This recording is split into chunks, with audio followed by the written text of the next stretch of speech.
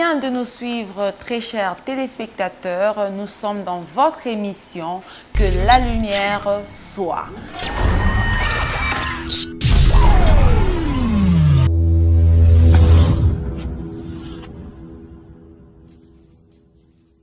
Alors, abonnez-vous sur notre chaîne.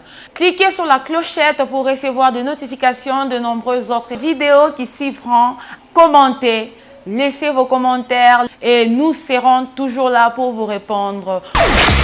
Dieu de ma création, tu es l'avant, le début du temps, sans point de référence. Tu es les dieux de ma vie. De l'obscurité, la lumière est apparue, le merveille de ta gloire. Par ton souffle, rien de l'existence, les éteintes sont formées.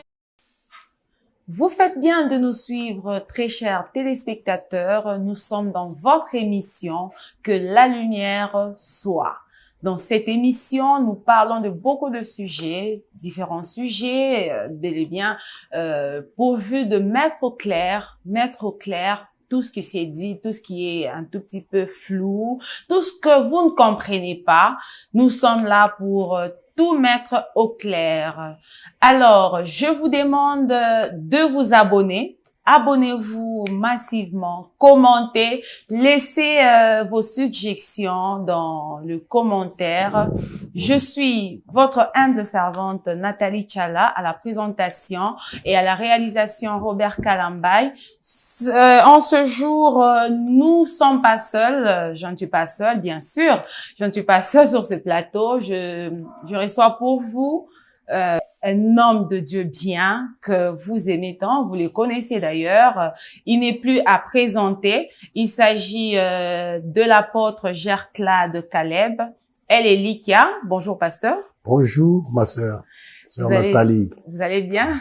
Je vais très bien par la grâce du Seigneur. Nous sommes contentes encore de vous recevoir en ce jour. Moi également pour l'estime que vous avez pour les noms du Seigneur.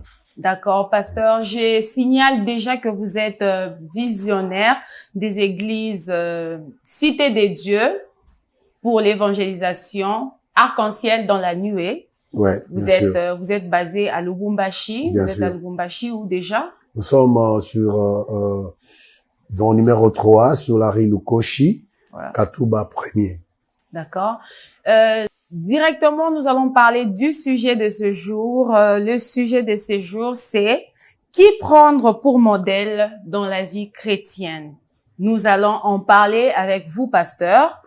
Qui prendre pour modèle dans la vie chrétienne. Tout d'abord, j'aimerais savoir, est-ce que dans la vie courante, dans la vie en général, est-ce que on peut avoir un modèle dans la vie en général, sans parler d'abord de la vie chrétienne? Bien sûr, merci d'abord pour votre question, ma sœur Nathalie, pour cette question-là. Dans la vie de tout le monde, dans la vie quotidienne, bien sûr, l'homme est appelé à avoir aussi un modèle. Pourquoi pas ne pas avoir un modèle sur la vie normale? Parce que pour réussir dans cette vie, il y a des gens qui ont précédé, et qui ont eu à réussir par une telle autre voie. Et bien sûr, si par exemple nous les imitons, si ce qu'ils avaient fait semble être bien et que vous pourriez bien sûr les adapter et le faire facilement comme eux, par exemple plus que eux-mêmes, pour arriver là où ils sont ou peut-être au-delà de ce qu'ils avaient atteint, pourquoi pas ne pas les imiter? Okay. Oui, la vie d'imitation quelque part est aussi bien si c'est qu'on imite est bien fait et peut être pour nous bien sûr aussi facile. Et ça peut être vraiment bien. Et dans la vie chrétienne aussi, il y a des hommes. On peut trouver des hommes qu'on peut prendre pour modèle dans la vie chrétienne. Quand on reçoit Jésus-Christ comme Seigneur et Sauveur, il y a des gens qui nous ont précédés. Il y a des gens qui ont déjà fait une expérience avec Jésus-Christ. ces gens-là peuvent être aussi un modèle pour nous. Oui, ce que vous dites, vraiment, il y a à manger, il y a aussi à boire. Dans ce que vous dites là, c'est quelque chose de très important. Si on ne le comprend pas bien, on risque de rater même l'important ou l'essentiel de notre appel dans la vie chrétienne, qui est quoi? La vie éternelle, le salut même de nos âmes. Alors, parce qu'on peut se laisser derrière quelqu'un que l'on considère encore beaucoup plus, que l'on prend pour modèle, sans connaître vraiment les soubassements même de cette vie-là, de considérer quelqu'un ou de se faire un modèle. Et un jour, tu vois la personne ou l'homme de Dieu que tu avais pris pour modèle faire des histoires que tu ne t'imaginais pas. Ça va basculer peut-être ta vie chrétienne à autre chose. Ça risque même de te faire rater le ciel si tu n'avais pas été mature. Voilà pourquoi ces messages-là de dire dans la vie chrétienne, nous pourrions prendre quelqu'un qui a peut-être réussi, qui a peut-être été avant nous, qui a bien fait les choses pour modèle. Non, ne confondez pas les choses. La vie de ces mondes est tellement de plus loin différente de la vie spirituelle ou la vie chrétienne. Dans la vie chrétienne, dans la vie spirituelle, nous ne sommes pas appelés à considérer un homme, quoi qu'il soit, malgré tout ce qu'il peut réaliser, le prodige, le miracle qu'il a fait, la vie qu'il a menée qui a étonné les hommes, nous ne pourrions jamais prendre cette personne pour modèle. Parce que c'est un humain. Pour les chrétiens, nous avons un seul modèle. Mais pasteur, j'aimerais vous poser une question qui me vient à l'esprit pendant que vous êtes en train de parler. Dieu lui-même nous demande d'être de modèles. Il demande que nous soyons de modèles dans 1 Timothée 4:12. L'apôtre Paul même nous parle, il nous demande d'être des modèles pour les fidèles, en parole, en fidélité et qu'en sort. Voilà, il nous parle, il nous demande d'être modèle. Alors, vous me dites qu'on ne peut pas prendre quelqu'un pour modèle. Bon, je sais pas. Vous pouvez lire ce verset-là que vous avez évoqué pour nos téléspectateurs qui nous suivent, qu'ils aient un peu de lumière parce que votre émission est bien intitulée « Que la lumière soit ». Alors, il faut qu'ils écoutent cette lecture-là avant que je vous réponde. Voilà. 1 Timothée 4:12 nous dit ceci. Que personne ne méprise ta jeunesse, mais sois un modèle pour le fidèle, en parole, en conduite, en charité, en foi, en pureté. Voilà. Que personne donc ne méprise ta jeunesse. Sois toi-même un modèle. Pour qui là? Voilà. Tu as même compris toi-même. Oui, Sois toi-même un modèle. N'est-ce pas? Oui. Je vais t'ajouter quelque chose. Ce verset-là est très clair, ce verset-là. Je ne sais pas si l'apôtre Paul s'est-il trompé. Il ne s'est pas trompé. Tu vas comprendre, tu vas me donner raison. Parce que c'est la parole de Dieu, on ne peut pas se contredire, ou plutôt contredire la parole de Dieu, s'opposer à cette parole-là. Nous lisons 1 Corinthiens chapitre 11, verset 1er. Soyez mes imitateurs. Quand on imite, ça dit on prend pour modèle. Parce que d'abord, le mot modèle veut dire ce que l'on doit prendre comme, ce qu'on doit imiter, ce qu'on doit prendre comme exemple. Oui. Tu vois, des histoires comme ça. Alors, ce qu'on doit imiter, c'est aussi ce qu'on prend pour modèle. Ici, Paul est en train de dire, soyez mes imitateurs. Comme je le suis moi-même. C'est quel verset déjà là, pasteur? Oui. C'est quel verset? C'est 1 Corinthiens chapitre 11, verset 1er. Il dit, soyez mes imitateurs, comme je le suis moi-même de Christ. C'est qu'ici, Paul est en train de dire clairement, en disant, soyez mes imitateurs. La phrase ne s'arrête pas là. Donc, Paul est un modèle. Bien sûr, Paul était un modèle, pas comme modèle authentique, mais il représentait un modèle qu'il avait en lui. Parce que suivez bien le verset, c'est qu'il dit. Le verset dit ceci, soyez mes imitateurs, comme moi-même je le suis pour Jésus-Christ. Vous voyez, c'est que Paul leur dit, suivez le modèle que j'ai à moi. Okay, alors, imitez le modèle que j'ai à moi. Et ce modèle que j'ai à moi là, ce n'est pas moi, Paul. C'est Jésus-Christ que vous devez suivre. C'est que quand Paul vivait, il voulait montrer aux gens Jésus. mais Et les gens, le problème qui est ici, ce n'est pas de dire aux gens de prendre pour modèle un homme, qu'il soit pasteur, qu'il soit prophète, qu'il soit évangéliste, qu'il soit apôtre, qu'il soit, je ne sais pas, ton père spirituel, qu'il soit ton visionnaire. Mais tous il ces peut gens-là, en pasteur, aucun tous autre ces être gens-là, un modèle pour toi. tous ces gens-là, Le seul vous modèle, les- c'est Jésus-Christ. oui, merci, pasteur. Tous ces gens-là que vous avez cités, le pasteur, les apôtres et tout, pour le moment, ils prétendent avoir le modèle de Jésus-Christ en eux. Que Dieu ils te prétendent, bénisse. oui, ils prétendent Je- avoir. Je ne contredis pas ce que tu dis. Je suis en train de vouloir éclairer l'opinion, éclairer pas seulement les chrétiens, éclairer même le païen. Un homme ne peut jamais être ton modèle. Ton modèle, c'est Jésus-Christ. Et un homme qui vient vers toi au nom de Jésus, cet homme qui vient vers toi au nom de Jésus, s'il ne te présente pas Jésus, ne le considère pas comme ton modèle. Et ce que tu dois prendre dans cet homme, c'est ce qu'il te présente comme Jésus. Laisse-lui, parce que moi que vous voyez, je suis prophète, je suis apôtre, mais je viens de quelque part. Je peux un jour commettre des erreurs. Vous voyez, et vous n'êtes pas appelé à suivre mes erreurs là. Suivez Jésus. C'est lui notre modèle. Parce que si vous lisez, notre bien-aimée, si elle est prête, elle peut vous lire Philippiens chapitre 3, le verset 17. Paul est en train de dire,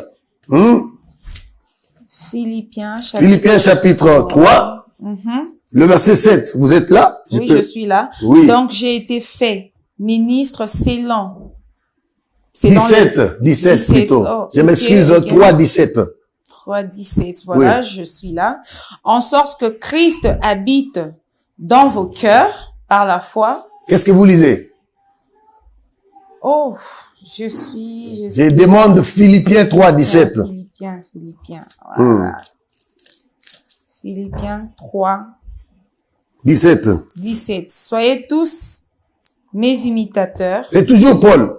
frères, et portez le regard sur ceux qui marchent selon le modèle que vous avez en nous. Que vous avez en nous. Là, Paul demande à l'église d'avoir pour modèle Paul, mais pas Paul physique. Il dit Paul, le modèle qu'il porte en lui. Ça dit Jésus. Parce que si vous suivez bien, il est même en train de leur dire, portez les regards sur tous ceux-là qui marchent selon les modèles que vous avez à moi, à nous, Paul. Et quel est le modèle que Paul avait? C'est Jésus-Christ. Parce que lui-même, Paul dit, si moi je vis, ce n'est plus moi, Paul, qui vit, mais c'est Christ qui vit à moi. Et c'est ce Christ-là que Paul présente au monde. C'est ce Christ-là que Paul présente à l'église. Mais si quelqu'un n'a pas ce modèle Jésus à lui, pourquoi le suivre? Et si on le suit pas pour sa stature, c'est-à-dire son ossature, sa grandeur, sa beauté, son savoir parler, son savoir faire, sa prophétie ou les noms qu'il porte parce qu'il est prophète, non. On le suit, on l'accepte pour le modèle Jésus qui est en lui. Et s'il cesse d'avoir Jésus, il cesse de nous présenter Jésus, on ne peut jamais porter les regards sur lui. Si on nous regarde, on nous considère prophète, pasteur, c'est à cause de Jésus. C'est Jésus qui nous donne la valeur. Alors c'est ce Jésus-là que nous devons montrer aux gens et non nous-mêmes. Si vous dites prenons l'homme pour modèle, c'est autre chose. Ça c'est même aller plus loin. Il faut dire aux gens, regardez à Jésus parce que c'est Jésus-Christ qui est mort pour nous. C'est Jésus-Christ qui est notre modèle. Mais la Bible dit quoi? C'est lui qui me suit. Ça c'est Jean chapitre 8 verset 12. C'est lui qui me suit. Jésus-Christ dit lui-même. C'est lui qui me suit ne marchera jamais dans les ténèbres. Mais il verra la lumière de la vie. Suivre qui? C'est suivre Jésus. Parce qu'il est le seul modèle que Dieu a montré au monde. Il est le seul que Dieu a envoyé pour sauver le monde. Les hommes de Dieu passeront. Mais Jésus-Christ reste éternellement. On ne peut pas rester en train de suivre un homme qui on ne sait pas sa vie, ce qu'il mène, ce qu'il est. Non. Suivons Jésus, point barre. Mais respectons l'homme de Dieu. Considérons l'homme de Dieu. Oui. Donnons-lui la valeur. Acceptons-le. Accompagnez-le. Respectons-le. Parce qu'il porte un trésor qui est ce modèle Jésus à lui. Mais ne prenons pas cet homme pour modèle. Mais en acceptant Jésus comme Seigneur et Sauveur, pasteur, Jésus nous demande d'être comme lui, que lui soit notre modèle. Que lui soit notre modèle, alors nous devons marcher selon que lui veut. Alors, quand aujourd'hui tu es pasteur, tu es apôtre, donc nous considérons que tu es vraiment un modèle de Christ. Est-ce que vraiment Dieu peut parler ou incarner son nom dans quelqu'un qui a une vie malsaine, une vie impure, une vie donc au fait qui se promène qui marche dans la débauche, qui fait des histoires qui sont insupportables? Est-ce que Dieu peut vraiment parler à cette personne-là? Dieu peut vraiment marcher avec cette personne-là? Non, Dieu cesse de se glorifier dans de telles personnes. Alors, je vous comprends. J'aimerais éclairer l'opinion, éclairer le peuple de Dieu. Vous savez, ici, le thème est qui prendre pour modèle. C'est différent de se faire un modèle. Vous voyez, prendre pour modèle et se faire un modèle, ce sont deux choses différentes. Vous voyez, quand on prend pour modèle, donc prendre pour modèle, on parle à tout le monde, que ce soit les pasteurs, que ce soit les fidèles, que ce soit même le païen. Prendre pour modèle, il y a un seul, Jésus-Christ de Nazareth. Mais se faire modèle, on se fait modèle pour sauver les autres. Vous voyez, c'est que je vais avoir Jésus à moi, je vais avoir la vie de Jésus, je vais montrer aux gens la vie de Jésus, je m'efforce à vivre comme Jésus, je m'efforce à montrer aux gens Jésus. Là, c'est se faire modèle. Vous voyez, là, c'est pour gagner les âmes. Là, c'est pour ramener les gens à Christ. Je m'efforce, moi qui suis appelé, à me présenter sans tache, sans ride, sans défaut. Et là, je m'efforce à incarner la vie de Christ, qui est mon modèle, pour que les gens voient cette vie à moi. Vous voyez, comme il est écrit, je pense que nous allons, ce n'est même pas le moment, je pense que je vais vous donner ces versets juste après. Alors là, je voulais dire seulement que il y a une différence entre se faire un modèle et aussi quoi, c'est avoir un modèle. Avoir un modèle, quand nous parlons d'avoir un modèle, il y a un seul modèle, un seul et unique modèle à prendre. Ce n'est pas ton pasteur, ce n'est pas, je ne sais pas, ton père, ta mère ou ton professeur. Non, il y a un seul qui doit être notre modèle. C'est Jésus-Christ. J'aimerais vous demander, si vous le permettez, peut-être ils peuvent lire ça chez eux à la maison, n'est-ce pas? Si vous lisez Exode, chapitre 25, le verset 9, le verset 40, le verset 9 dit quoi? Amen, amen. Vous allez faire les tabernacles et tous les ustensiles de ces tabernacles selon les modèles que je vous ai fait voir. Ça, c'est un. Le verset 40. J'aimerais lire ce verset-là pour vous qui nous suivez. Toujours dans Exode. Exode, bien sûr. Exode 26, 25 plutôt. Exode 25. Le verset 40e. Regarde et fais d'après les modèles qui t'est montré sur la montagne. Regarde et fais d'après les modèles qui t'est montré sur la montagne. Vous savez qui devait construire les tabernacles dont il est question dans Exode 25? C'était des hommes intelligents, n'est-ce pas? Qui avaient l'art de faire bien les choses, de construire et de vous faire sortir des modèles extraordinaires. Ils avaient des modèles parce que c'était des gens intelligents. C'était des architectes. Des architectes, voilà. Ils avaient déjà des modèles et des modèles. Mais Dieu dit à Moïse, prends ces gens-là, parce qu'ils ont déjà les savoir-faire, mais qu'ils ne fassent pas C'est que eux pensent. C'est que eux pensent qu'ils ne donnent pas la forme qu'ils ont et là à l'église, de leur savoir-faire à l'église. Ouais. Et ces architectes-là aujourd'hui, spirituellement, dans la vie chrétienne, ce sont des pasteurs. Ce sont les gens qui nous enseignent, qui nous donnent la parole de Dieu. Ils ne peuvent pas amener leur modèle à l'église. Qu'ils nous montrent Jésus, qu'ils ont vu sur la montagne. Dieu dit à Moïse, regarde, fais selon le modèle que je t'ai montré sur la montagne. Quel est ce modèle-là? C'est le modèle de la terre, du monde. Il a vu une vision au ciel. Dieu lui montrait des choses du ciel. Prends ce que je te montre là, ce qui vient de moi, et donne ça à l'église. À l'école, cette vie à l'église, et que les temples reflètent ces modèles-là. Mais toi, tu arrives là. Vous savez, les gens qui seront gênés par cette prédication, ce sont des serviteurs et des servantes qui veulent se déifier, qui veulent se faire passer pour des dieux, qui veulent l'orgueil pour rien, qui veulent prendre la place de Dieu au lieu de laisser Dieu sa place.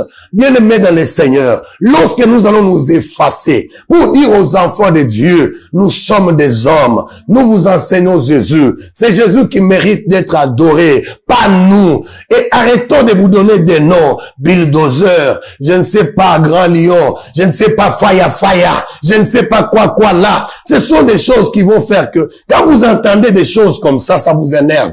Vous allez commencer à chercher des versets pour vous donner raison. Non, bien-aimé, laissons Dieu prendre sa place. Un grand reste seul. Un grand nom reste seul. Un top de top reste seul. C'est Jésus-Christ, le modèle de l'Église. Dieu dit, tu feras selon le modèle que je t'ai fait voir sur la montagne. Et ce modèle-là, c'est le ciel. Et c'est Jésus-Christ. C'est la parole. Que Dieu vous bénisse. Vous ne trouvez pas, pasteur, que vous êtes en train d'effacer, de détruire la confiance qu'avaient les enfants de Dieu, les fidèles, envers leur pasteur? Non, je n'efface pas cette confiance. Si cette confiance était dans l'essence, à adorer, à considérer leur pasteur comme étant les tops des tops, bien aimé, je m'en fous. Que cette confiance soit effacée, c'est pour la gloire du Seigneur. On a vu dans ce monde. Je peux me permettre de citer, mais pour juste le crédit que je donne à certaines personnes, la bonne manière ne nous permet pas. Il y a une église dans ce monde ici, dont le prophète c'est un Américain. Sa mère c'est une Indienne, n'est-ce pas?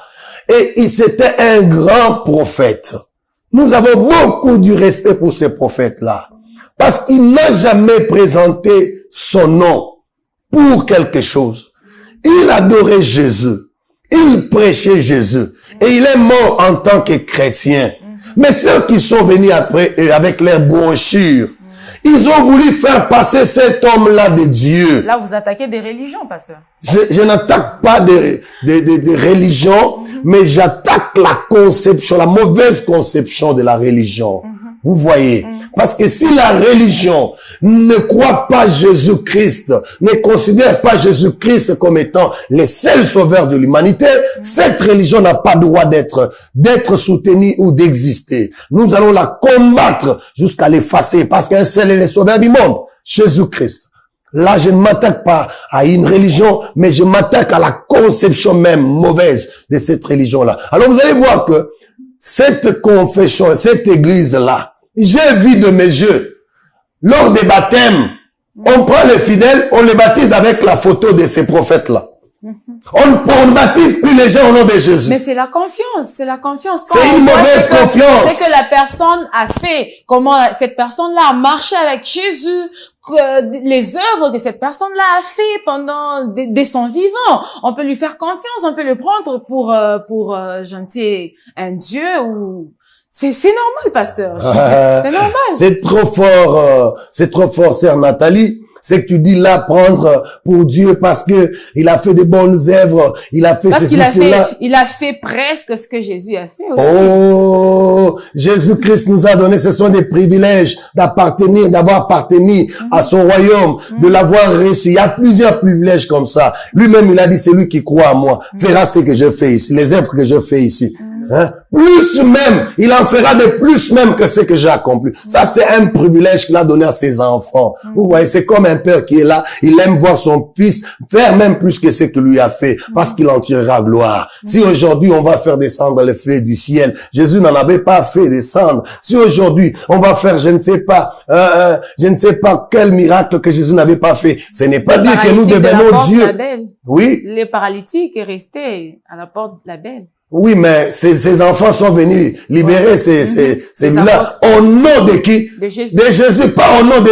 Ils ont montré aux paralytiques quel modèle? Jésus, l'image, Jésus, les noms, Jésus, la gloire, Jésus, la puissance, Jésus. Mais qu'est-ce que toi tu veux? Pourquoi tu te gênes? Pourquoi tu es dans la chaise qui te fait mal? Laisse cette chaise-là. Laisse chercher des versets. Je ne suis pas ton ennemi. Je veux que l'on comprenne que avoir pour modèle et se faire modèle, c'est des choses différentes. Dites à l'église que Jésus est plus que moi. Dites à tes enfants que Jésus est plus que moi. Même dans sa maison quand il sera malade. Attends, c'est papa shaunyonesha mwenyewe wa nguvu. Acha unyonesha mwenyewe munene ni Yesu. Acha nitwange magoti, tikanga na bonde la Yesu, na benga na aya kobikisanga. Pourquoi? Parce que toi, tu as montré à tes enfants Jésus. Alors, ne te gêne pas, mon frère. Si tu as mis à dire, dis-le plutôt avec condescendance, avec courtoisie, avec respect, et montre-toi bien. C'est ça, tout simplement. Mais faire passer un homme de Dieu pour Dieu parce qu'il a fait des grandes choses, vraiment, c'est de l'idolâtrie. Notre Dieu punit l'idolâtrie. Si vous lisez en 1 Samuel, chapitre 15, verset 22, vous allez voir là-bas que Dieu est en train de considérer, comment je dirais,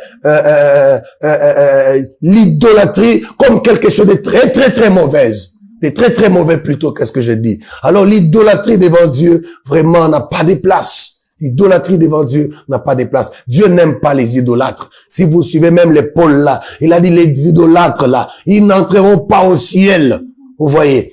Même Dieu a dit, hein, tu adoreras l'Éternel ton Dieu, lui seul. Tu te prosterneras devant lui. Hein? D'ailleurs, quand vous lisez, c'est toujours Exode 20, même 22. On dit quoi? Je suis l'Éternel ton Dieu, qui t'a fait sortir de la maison des servitudes. Hein? Tu n'auras point d'autre Dieu devant ma face, ni des représentations quelconques, des choses qui sont là-haut dans l'échelle. Même les anges, on ne peut pas les considérer comme modèles. Moi, j'ai la statue de Michael. Moi, j'ai la statue qui avait pris cette photo-là. Moi, j'ai la statue de Sainte Vierge et Marie et tout ça. C'est de l'idolâtrie. Dieu punit le monde pour ça. Merci beaucoup, pasteur. Tu n'auras pas ces choses-là qui sont dans l'échelle, qui sont en bas sur la terre, qui sont même dans le plus bas que la terre. Tu ne te prosterneras point devant elles. Tu ne les adoreras point. Car moi, l'Éternel, ton Dieu, je suis un Dieu jaloux qui punit l'iniquité du Père sur le Fils jusqu'à la 40e génération. Jusqu'à la quatrième génération. Voilà. Merci, madame Nathalie. Merci, pasteur. Vous êtes vraiment parmi les peu de pasteurs qui disent des choses pareilles parce que, d'ailleurs, personnellement, c'est la première fois que j'écoute un pasteur en train de dire des choses pareilles. Hein. Que Dieu vous bénisse. Ok. Je vous demande alors donc de nous envoyer, de nous écrire, de laisser vos commentaires, de laisser vos suggestions. Le pasteur est toujours là pour répondre. Je vous demande, s'il vous plaît, même une minute, s'il vous plaît, que je puisse clôturer. Je vous donne la parole. Je suis en train de finir cette émission, mais avant de finir, je veux devoir donner au pasteur un mot de la fin. Commentez, laissez vos suggestions, laissez vos questions dans le commentaire et nous serons toujours là. Nous sommes là et nous serons toujours là pour répondre à vos suggestions. Alors, pasteur, un mot de la fin. Merci beaucoup, sœur Nathalie. En tout cas, que Dieu bénisse le travail que tu fais. Amen. Que Dieu bénisse votre émission. Que Dieu bénisse votre chaîne. Que Dieu fasse prospérer tout ce que vous êtes en train d'entreprendre au nom du Seigneur Jésus-Christ. Amen. J'aimerais que vous puissiez m'aider avec Romains 8, 29. Romains 8, 29. Moi, je lis déjà Genèse chapitre 1, verset 26. La parole est dit ceci. Puis Dieu dit, faisons l'homme à notre image. Puis Dieu dit, Faisons l'homme à notre image, selon notre ressemblance, et qu'il domine sur le poisson de la mer, sur les oiseaux du ciel, sur le bétail, sur toute la terre, sur tout le reptile qui rampe sur la terre. Puis Dieu dit, faisons l'homme à notre image, à notre ressemblance, et qui domine sur toutes ces choses qu'on a énumérées. L'homme doit être fait selon l'image de Dieu, selon les modèles de Dieu, et non selon les modèles d'un homme de Dieu. Non, pas question. Même si tu opères le miracle, même si tu interprètes bien la Bible, de plus que moi, de plus que tous les prophètes et les hommes de Dieu qui nous ont précédés, bien-aimés, apprenons à être humbles. Laissons la place de Dieu à Dieu. L'église doit être faite selon les modèles de Dieu. L'homme doit être fait selon l'image de Dieu, selon sa ressemblance, et là tu verras que l'homme va dominer. Mais si l'homme commence à avoir confiance en son pasteur, plus qu'en Dieu, mais l'église est morte, l'homme est foutu. L'homme qui espère en l'homme, vraiment, il est malheureux. Jérémie l'a dit, malheur et maudit soit l'homme qui se confie en l'homme. Parce qu'il est comme un misérable dans les déserts. Mais l'homme qui se confie à l'Éternel, il est comme un arbre planté près d'un courant d'eau. Il ne fleurit point. Son arbre, son feuillage ne sèche pas. Il donne son fruit en sa saison. Alléluia. Que Dieu vous bénisse, vous qui me suivez. Alors pour finir, on prend ces bons versets. Romains, vous avez dit Romains 9. Romains 8. Romains 8. 29. Nous lisons au nom de Jésus. Amen. Car ce qu'il a connu d'avance, ce que Dieu a connu d'avance, il les a aussi prédestinés à être semblables à l'image de il les avait déjà prédestinés à être semblables à l'image de qui? De son fils. De son fils qui est toi? Son fils qui est toi? Ah, moi, Tchebilebi, tout. Hein? À son fils qui est Jésus-Christ, qui est mort pour l'église. Un seul est mort pour l'église. Un seul est mort pour toi, pour moi. Soyons humbles, laissons la place à Jésus. Maman, si lis ça. Afin que son fils fût le premier-né entre plusieurs frères. Point barre. Afin que son fils soit le premier-né d'entre plusieurs frères. Yes, un jour, à la base, on va dire number one. Tika soit tika la number one. Laissons Jésus rester le premier d'entre nous tous, qu'il soit le premier là-bas, tout Mwangari. Même Dieu a dit à Moïse, pour que le peuple qui est mordu par les serpents soit sauvé, qu'il fixe les regards sur le serpent qui est sur la perche. Et le serpent qui était sur la perche, c'était l'image de Jésus-Christ, le Fils de Dieu qui devait mourir. Sous la croix pour l'humanité. Sans Jésus, il n'y a pas de salut. Sans Jésus, il n'y a pas de modèle. Sans Jésus, il n'y a pas d'imitation. Sans Jésus, il n'y a pas de gloire. Notre modèle, notre imitation restera Jésus-Christ seul. Mais je n'interdis pas aux gens de copier des bonnes choses qu'ils voient dans les hommes de Dieu, qui viennent de la parole de Dieu. Voilà, efforçons-nous, comme Paul a dit à Timothée, à être un modèle. Efforçons-nous à être des modèles, bien sûr, mais ne disons pas aux gens de nous suivre, nous, comme étant un modèle identique, un modèle qu'il faut. Non,